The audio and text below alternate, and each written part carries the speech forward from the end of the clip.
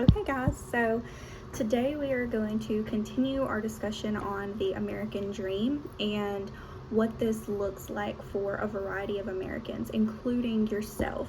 So we're going to start off with the bell ringer for the day. I'm going to give you about 5 minutes as you're sitting down and gathering your materials, what you are going to be writing about, of course your journal entry, in a minimum of 3 to 5 sentences.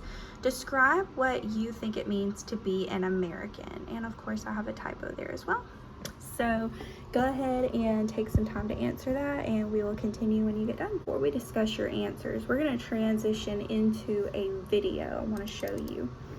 So this kind of continues with that question, what does it mean to be an American? So we're going to take about 2.5 minutes here.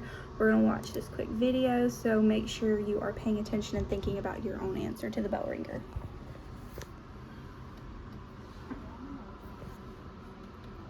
But see, that to me is a really loaded question because I don't know that I feel American per se. I know I feel like a New Yorker.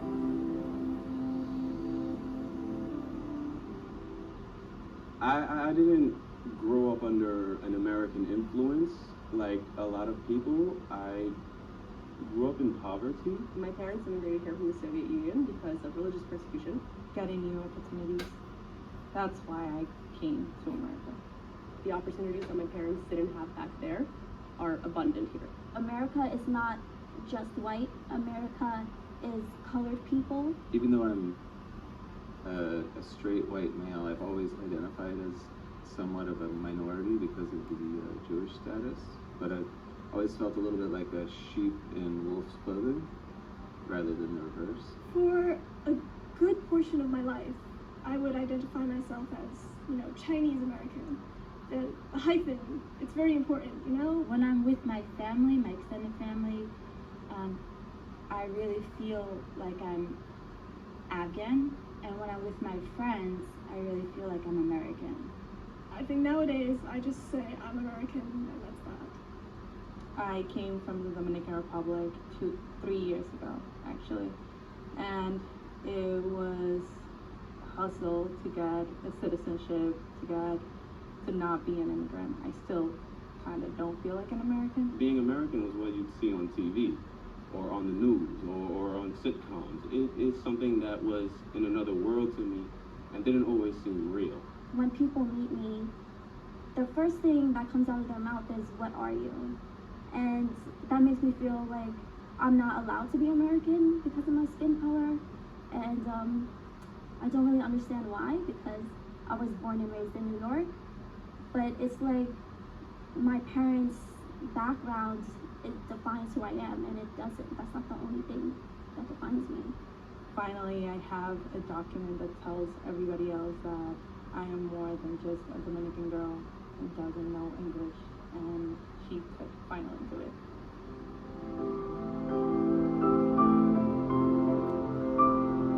Hopefully that got your brain wheels turning. So thinking about that, I want you guys to think back to the answer to the bell ringer. Describe what you think it means to be an American. Would anybody like to share their answer? All right, great. Thank you guys so much for your thoughts, and thank you everyone else for being so respectful and hearing everyone's answers. So we're gonna build on this. So even if you had an original answer, you've thought about it some more and you want to change it or add to it, that's okay.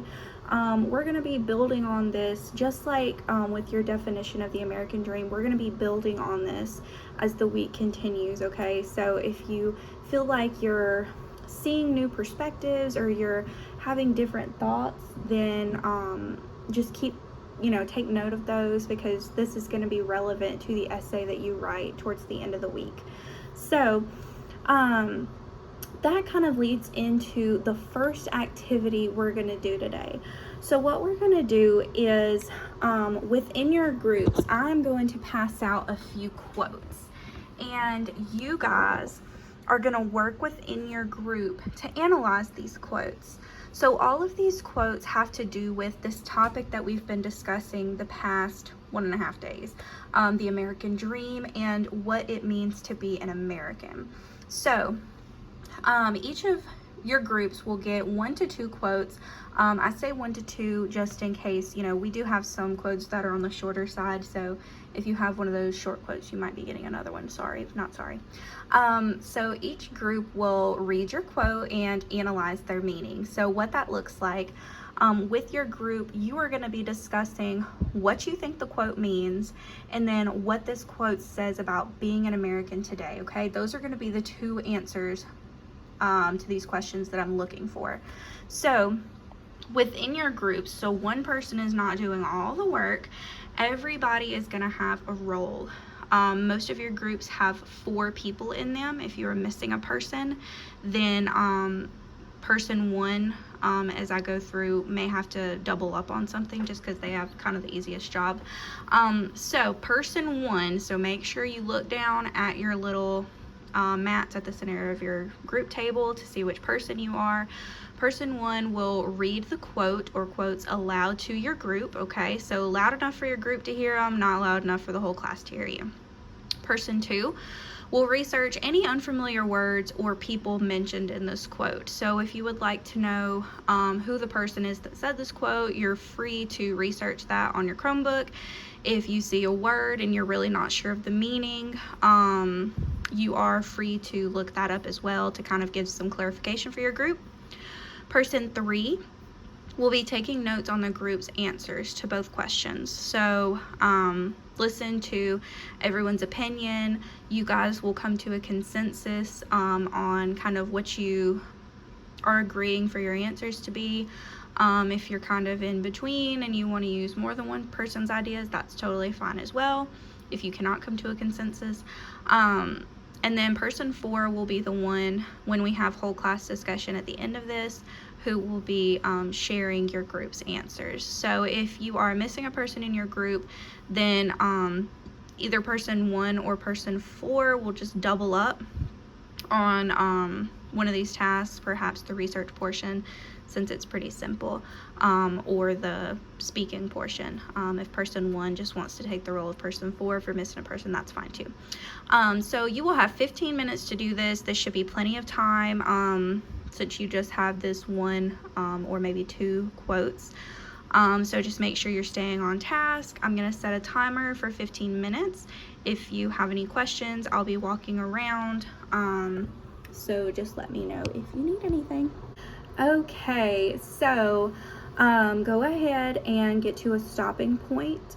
Make sure that you have written down your group's answers, what you guys decided on. And then person 4, go ahead and get ready. We're going to start with group 1, sharing their answers. So group 1, you had quote number 1. All right, it says, "Precisely because we are not a people held together by blood, no one knows who an American is except by what they believe. It's important that we do know our history because our history is the source of our Americanness."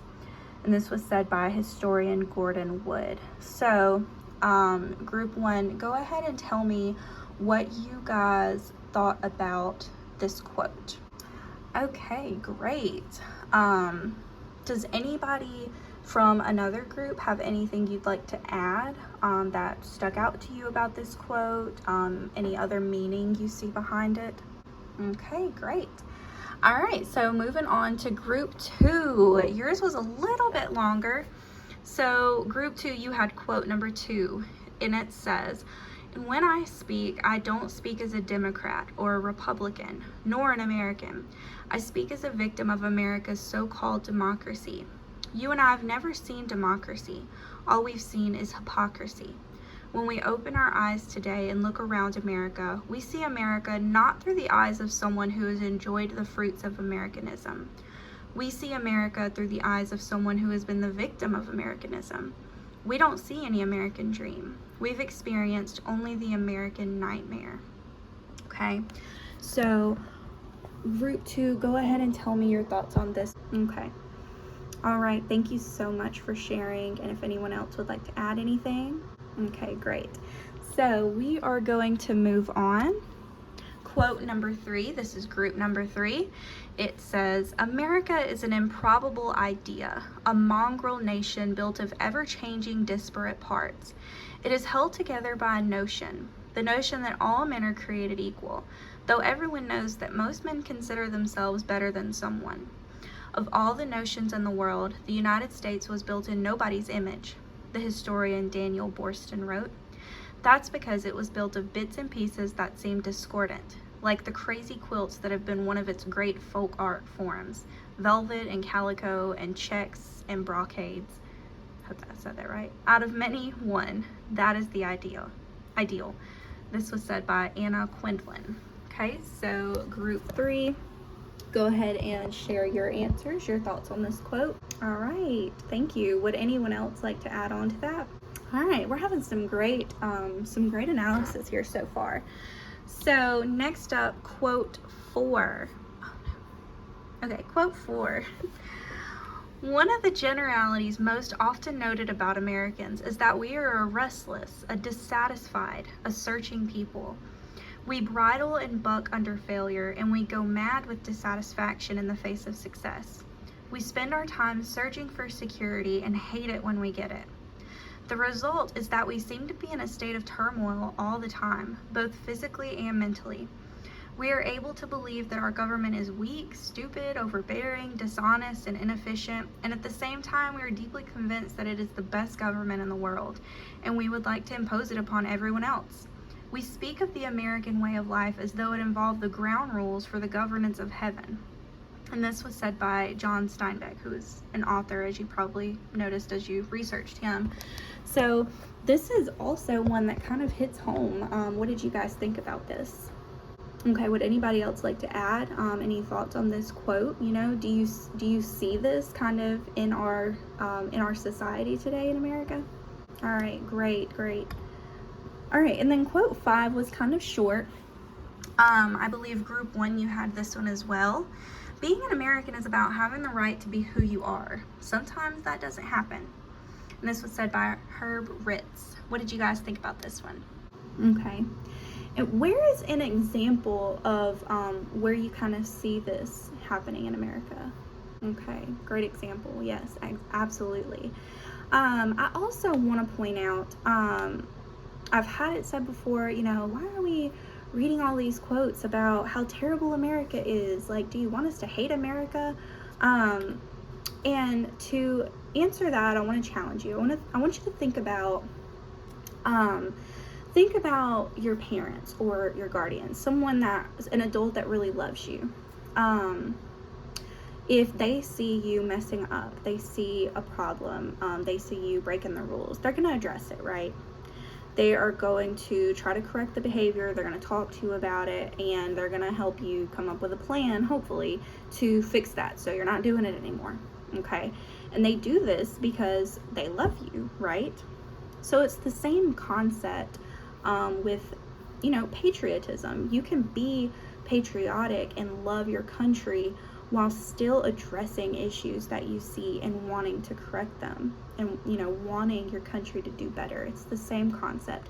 So I don't want you to think of this as, you know, as bashing America or only pointing out the problems in America, because we're going to talk about the good things that we see as well, even in this poem we're going to read today. So I just want you to think about that, you know, not as bashing, but as a form of patriotism, okay? Wanting to correct things that you see, you know, need to be addressed.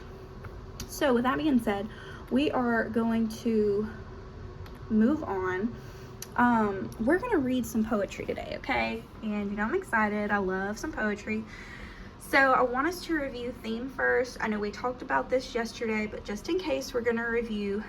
Theme is a universal idea, lesson, or message explored through a work of literature, art, etc. In our case, it's literature, okay? The overall message, what the author wants you to kind of learn, what's the big idea of the literature, okay? So with that being said, we are going to read this poem called I Hear America Singing. It's by this old man right here, Walt Whitman. All right, and we're gonna read through this a couple of times. As you can see, it's not very long. You have a hard copy in front of you. So we're gonna start off with a cold read, okay? And you know that means we're just gonna read through it one time just to get a feel for it. You don't have to do anything but listen, maybe think a little bit, but we're just gonna kind of read it cold, all right? So, I will read it aloud this first time, so just be listening, okay? I hear America singing, the varied carols I hear, those of mechanics, each one singing his as it should be, blithe and strong. The carpenter singing his as he measures his plank or beam. The mason singing his as he makes ready for work or leaves off work. The boatman singing what belongs to him and his boat. The deckhand singing on the steamboat deck. The shoemaker singing as he sits on his bench. The hatter singing as he stands. The woodcutter's song, the plowboy's on his way in the morning, or at noon intermission, or at sundown. The delicious singing of the mother, or of the young wife at work, or of the girl sewing or washing. Each singing what belongs to him or her and to none else. The day what belongs to the day. At night, the party of young fellows, robust, friendly, singing with open mouths their strong, melodious songs. Okay. So I know a lot of you are probably like, oh my gosh, poetry, I don't understand poetry, it's too much thinking. But that's the point of us reading it several times, okay? We've done this cold read. Now, we're gonna read through it again. And I want you to think about that definition of theme, okay? And I want you to be looking for what you think could be a theme. Remember, there can be multiple themes in a poem, okay? So I want you to be looking for an overarching idea. What's the message? What's the big idea in this poem, okay? As we read through it a second time. So would anybody like to volunteer to read it the second time? Remember, you need to, make sure your voice is loud and clear for everyone to hear it. Thank you. All right, go ahead and read it for us. I want you to go ahead and share. Did anybody kind of pick up on a theme that you see in this poem, okay? Anybody? All right, patriotism. We do see patriotism, okay? In what way? Okay. The dignity of work, okay, hard work. Everyone in this poem is doing their part, working hard, right? We have the carpenter, the mason, the boatman, the deckhand, the mother, the young wife, all right, everyone kind of working hard. All right, the value of the individual, okay, yeah, so every person individually is doing his or her own job. They are doing their part to kind of contribute to society, and kind of just worrying about what they have going on. They're not worried about anybody else. They're, the boatman singing what belongs to him and his boat. The carpenter, as he measures his plank or beam, they're just, they're worried about themselves. They're doing their work as an individual. Okay? So what is going on in this poem, okay? We've talked about some of the themes we see, but what is kind of the picture that Walt Whitman is painting here? Okay? The community working together to make America great, right? Everybody doing their part, okay? Everybody working together to kind of contribute to society, right? Okay, yeah, this is the overall image that's kind of painted. So I want to talk about a few things. I want you to think about what we just talked about, the themes that we've seen in this poem, kind of the overall picture here. And I want to give you a little bit of background information on this poem, okay? And see if this kind of adds anything to your analysis. All right, so for starters, this poem was written in 1860, okay? So what was going on in the U.S. in 1860? Well, if you do a little research like I did, the Civil War was going on, okay? It was just starting, lots of division in the United States, okay? It's also important, knowing that the Civil War was going on, excuse me, that Walt Whitman was living in Brooklyn, New York for most of his career. So at the time of the Civil War, this is where he was. So this obviously means he was on which side in the Civil War? Okay, right. The Union side, right. So thinking about these things, thinking about this historical context, what influence could these things have had on Whitman's perspective of America? Okay, think back to the poem, think about all the imagery that Whitman is giving us.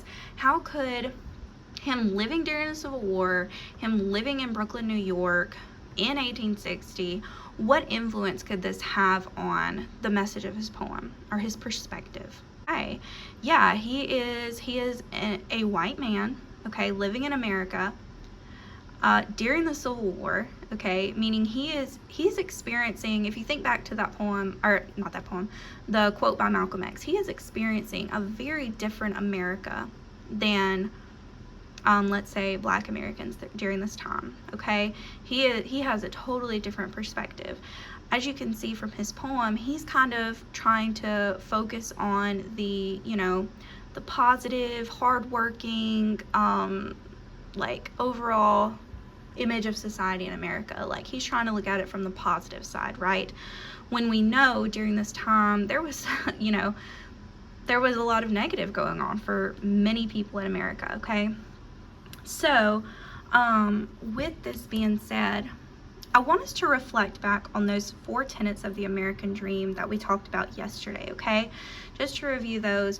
One was everyone can participate equally and always start over, okay, in the American dream. Everybody has a chance to go after the American dream. If they mess up, they can just start over. It's fine. Clean slate.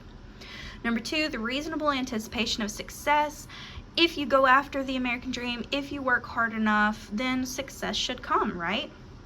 Number 3, success results from actions and traits under one's own control. Again, if you work hard enough, if you're smart enough, if you do everything you can, then you should get success. You can control that.